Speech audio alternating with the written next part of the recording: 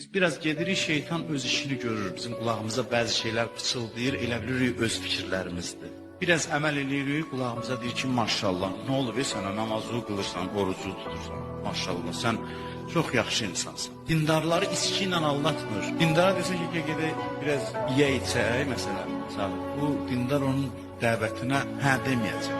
Bəzilərini namaza vadar edir, deyir, dur namazın qəzaya getməsin. Siz eşitirsiniz ki, şeytan namaza dəvət eləsin. Mən sizə bugün deyirəm, şeytan bəzi insanları namaza dəvət edir.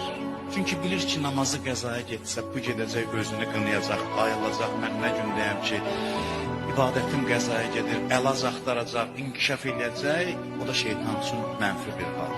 Şeytana fərqi yoxdur. Adamı yoldan saxlamaq məqsədi. Günahla mümkündürsə, günahla, itayətlə mümkündürsə itayət, ibadətlə mümkündürsə ibadət. Şeytanın əsas işi budur ki, yoldan saxlasın, inkişafdan saxlasın insanı.